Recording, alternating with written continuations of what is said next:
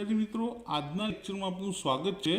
आजनो lecture है आपणो धोरण 10 बेसिक गणित गाला एसाइनमेंटना पेपर नंबर 3 नो विभाग डी नो बीजो भाग एटले के विभाग डी में पहला मैं तमने दाखला नंबर 47 थी 51 सुधी कराव्युं हतुं। आज हूँ तमने 52, 53 और 54 3 दाखला जे बाकी है ते करावुं। तो आ माहिती परथी ऊंचाईनो मध्यस्थ शोधवानो कीधेलो छे। तो सौ प्रथम तो આપણે પહેલા માહિતી જોઈએ કે કઈ આપેલી છે। તો મિત્રો આપણે માહિતી આપી છે, ઊંચાઈ આપી છે પણ વર્ગ નથી આપ્યા। ઊંચાઈ આપણને થી ઓછા પ્રકારનું સંચય આવૃત્તિ વિતરણ પ્રમાણે આપેલી છે કે 140 થી ઓછી, 145 થી ઓછી, 150 થી ઓછી, 155 थी ओછી, 160 थी ओછી અને 165 थी ओછી। तो જ્યારે પણ આવી રીતે ઓછા પ્રકારની માહિતી આપી હોય તો જોડેનું ખાનું આવૃત્તિ ના હોય એ શું હશે? સંચય આવૃત્તિ એટલે સીએફ હશે। એટલે આપણને સીએફ આપી છે તો સીએફનું ખાનું તો આપણું બની જશે અહીંયા આગળ। તો સીએફ એમની એમ લખી દઈશું। એફ જાતે શોધવો પડશે અને વર્ગ પણ જાતે બનાવવા પડશે। तो સૌથી પહેલા વર્ગ બનાવીએ। તો 140 થી ઓછી ઊંચાઈ, તો 140 થી ઓછી કેટલી આપણે ખબર નથી। તો પહેલું જેમ છે એમ જ કે 140 થી ઓછી। 145 થી ઓછી, તો 145 થી ઓછી ખબર 140, તો વર્ગ શું બનશે? 140 થી 145। હવે 150 ની પહેલા શું છે? 145, તો 145 થી 150, 150 थी 155, 155 थी 160 અને 160 थी 165। 65 થી આગળ વધવાનું નથી એટલે અટકી ગયા। અહીંયા શું આવી જાય આપણું કુલ એફ। એફના સરવાળાને શું કહેવાય? એન। તો સીએફ આપણને આપી છે તો પહેલા સીએફ લખી દઈએ। 4, 11, 29, 40, 46, 51। सीएफ ની અંદર જે છેલ્લી કિંમત હોય એ આપણો એન હોય તો સરવાળો અહીંયા 51 થવો જોઈએ। હવે સીએફ થી એફ કેવી રીતે શોધાય?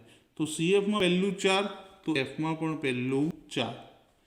11 માંથી 4 જાય તો 7, 29 માંથી 11 જાય તો 18, 40 માંથી 29 જાય તો 11, 46 માંથી 40 જાય 6 અને 51 માંથી 46 જાય તો 5। હવાનું ટોટલ 51 થવું જોઈએ। જો 6 ને 5 11, 11 ને 11 22, 22 ને 18 40, 40 ને 7 47, 47 ને 4 51, તો થઈ ગયું ટોટલ। હવે આનો આપણે શું શોધવાનું છે? મધ્યસ્થ। તો મધ્યસ્થ શોધવા માટે પહેલા મધ્યસ્થ વર્ગ શોધવો પડે। તો પહેલા મધ્યસ્થ વર્ગ શોધીએ કે મધ્યસ્થ વર્ગ બરાબર n/2 મું અવલોકન। n કેટલા મળ્યા? 51 છેદમાં 2 મું અવલોકન। 51 ના અડધા કરીએ તો 25.5 મું અવલોકન। હવે 25.5 સીએફમાં જોવાના। ક્યાં જોવાના? સીએફમાં। તો 25.5 સીએફમાં જોઈએ તો 25.5 થી કઈ સંખ્યા વધી જાય છે? તો જો 25.5 થી 29 વધી ગયા તો 29 વાળી આખી લાઈન ઉપર બોક્સ બનાવી દેવાનું આ રીતે।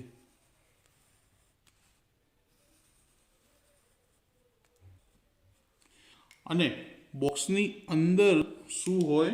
એફ। અને બોક્સની ઉપર શું હોય? સીએફ। અને અંદર વર્ગ 145 થી 150। તો આપણો મધ્યસ્થ વર્ગ કેટલો આવ્યો? 145 થી 150। હવે વર્ગ મળી ગયો તો હવે આપણે મધ્યસ્થ શોધી શકીએ। તો મધ્યસ્થનું સૂત્ર m બરાબર l plus n/2 minus cf/f ગુણ્યા h। एल ની કિંમત તો જે વર્ગ મળે એની પહેલી કિંમત 145 વત્તા n/2, n કેટલા? 51, અને 51 ભાગ્યા 2 આપણે અહીંયા કરી લીધા. કેટલા હતા? 25.5. સીએફ કેટલા? 11. એફ તો એફ કેટલા? 18 ગુણ્યા એચ. તો અહીંયા આગળ વર્ગ લંબાઈ કેટલી છે અને આ વર્ગની પણ કેટલી જોઈ લો, 5. તો 145 વત્તા આ બેની બાદ બાકી 25 માંથી 11 જાય તો કેટલા આવશે? 14.5 ગુણ્યા 5 છેદમાં 18. હવે ગુણાકાર 145 વત્તા 145 ગુણ્યા 5 કરીને પછી પોઈન્ટ આપવાનો, ગુણાકાર નહીં પણ જો પાયો 25 નો પાંચડો વધી 2, 5 ચોક 20 ને 2 22 નો બગડો વધી 2, 5 એકા 5 અને 2 7. પોઈન્ટ પછી એક આંકડો તો અહીંયા પણ કટ કરી લીધો અને ભાગ્યા કેટલા? 18. હવે ભાગાકાર કરવાનો છે. 145 વત્તા આ બેનો ભાગાકાર, તો અહીંયા કરી દઈએ ભાગાકાર આપણે. 72.5 ભાગાકારમાં પોઈન્ટ મૂકવો પડશે, ભાગ્યા 18. 18 ચોક 72, 72 માંથી 72 જાય તો 0. પોઈન્ટ આવી ગયો, અહીંયા ઉપર મૂકવાનો, ઉપરથી ઉતાર્યા 5. ભાગ ચાલશે નહીં, તો ભાગ ના ચાલે એની 0. ફરી 0 ઉતારી, હવે ભાગ ચાલશે. 18 દુ 36. 50 માંથી 36 બાદ કરીએ તો 14 મળે. ફરી 0 ઉતારીએ, હવે ભાગ ચાલશે. 18 એકા 18 સિત્તા 126. હવે આની બાદબાકીની જરૂર નથી. ઉપર આપણને પોઈન્ટ પછી 3 આંકડા મળી ગયા. જુઓ, ત્રીજો આંકડો 7, 5 કરતાં મોટો, તો આગળના આંકમાં 1 ઉમેરી દેવાનું. 2 માં 1 ઉમેરો તો 3 થઈ જાય. તો જવાબ શું લખવાનો? 4.03. સરવાળો કરી દઈએ. 145 માં 4 ઉમેરીએ તો 149.03. હવે દાખલાની અંદર આપણે શું પૂછ્યું કે ઊંચાઈનો મધ્યસ્થ શોધો. તો નીચે જવાબ લખી દઈએ કે માટે ઊંચાઈનો મધ્યસ્થ 149.03 સેમી થાય. કારણ કે સેન્ટીમીટર આપણે રકમમાં આપેલા હતા, જુઓ અહીંયા ઊંચાઈની સાથે, એટલા માટે એકમ લખી દીધો. હવે દાખલા નંબર 53. દાખલામાં શું કીધું કે એક ભૂરો એક રાખો એમ 2 પાસા છે અને એક સાથે ઉછેર, તમામ શક્ય પરિણામ લખો. તો 2 પાસાને એક સાથે ઉછાળતા મળતા તમામ શક્ય પરિણામો બરાબર. હવે 2 પાસા ઉછાળો તો તમને ખબર છે કે 36 પરિણામ મળે. 1 1 1 2 1 3 1 4 1 5 1 6. આવી જ રીતે 6 લાઈન સુધી હશે. તો આ રીતના કુલ 36 પરિણામ લખાય. 1ની લાઈન, 2ની, 3ની, 4ની, 5ની અને 6ની. તો માટે કુલ પરિણામ n બરાબર 36. કેટલા મળ્યા? કુલ પરિણામ 36. પાસાની સપાટી પર દેખાતી સંખ્યાનો સરવાળો 8 હોય, 13 હોય, 12 કે તેથી નાનો હોય. આ 3 સંભાવના કીધી. સૌથી પહેલા સરવાળો 8. જો પહેલું કૌંસ 1 અને 1 કેટલા થાય? 2. આવી જ રીતે આપણે 8 હોય ને એવા શોધવાના. તો પહેલી લાઈનમાં જો 1 અને 6 7 જ થાય છે, એટલે પહેલી લાઈન 1 પણ નહીં આવે. પછી બીજી લાઈનમાં 2 અને 6 8, એટલે એક બ્રેકેટ થયું. પછી 3 અને 5 8, 4 4 8, 5 3 8 અને 6 2 8. તો આમ ક્રોસમાં બની જો લાઈન. કુલ કેટલા કૌંસ આવ્યા? 5. તો ઘટના બનાવીએ. ઘટના એ, પાસા પરના અંકોનો સરવાળો 8 થાય. માટે ઘટના એના પરિણામ બરાબર કેટલા મળ્યા હતા? 5. હવે એનું સૂત્ર લખીએ, પી ઓફ એ બરાબર એમ અપોન એન. હવે એમ કોને કહીએ છીએ આપણે? ઘટના એના પરિણામને. તો એમની કિંમત મળી આપણને 5 અને એનની કિંમત મળી 36. તો જવાબ આવી ગયો 5/36. હવે ઘટના બી. હવે શું કીધું છે કે પાસા પરના અંકોનો સરવાળો કેટલો થાય? 13 થાય. જુઓ કેટલો થાય? 13. અને એના પછી આવે છે 12 કે નાનો. તો ઘટના બી શું લખીશું કે પાસા પરના અંકોનો સરવાળો 13 થાય. બંને પાસા ઉપર જો 6 પડે તો પણ સરવાળો 12 જ થાય, 13 આવતા નથી. તો ઘટના બીના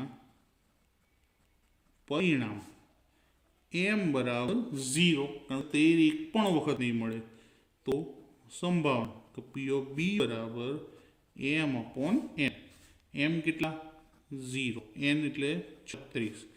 0ના છેદમાં કોઈ પણ જવાબ હોય, કોઈ પણ રકમ, જવાબ એનો 0 જ આવશે. ત્યારબાદ લઈએ ઘટના સી કે પાસા પરના અંકોનો સરવાળો 12 કે તેથી નાનો થાય માટે ઘટના સીના પરિણામ એમ બરાબર. હવે કોઈ પણ ઘટના હોય એટલે પરિણામ તરત આવી જાય. હવે પાસા પર જેટલા પણ બ્રેકેટ છે બધાનો સરવાળો 12 છે અથવા 12 થી નાનો છે, એટલે 36 એ 36 બ્રેકેટ આવશે. માટે પી ઓફ સી બરાબર એમ અપોન એન. એમ બરાબર કેટલા મળ્યા? 36. એન પણ કેટલા છે? 36. 36 ઉડી ગયા તો જવાબ શું આવશે? 1. આ ચોક્કસ ઘટના અને આ અશક્ય ઘટના છે, જાણકારી માટે. તો 3 ઘટનાનો જવાબ મળી ગયા. છેલ્લો દાખલો, ગૌરાંગભાઈ 2 જુદા જુદા સિક્કાને એક સાથે ઉછાળે છે. હવે 2 સિક્કાને એક સાથે ઉછાળીએ તો કેટલા પરિણામ મળે? 8. તો જુઓ, પહેલા લખીએ કે 2 સિક્કાને એક સાથે ઉછાળતા મળતા શક્ય પરિણામો.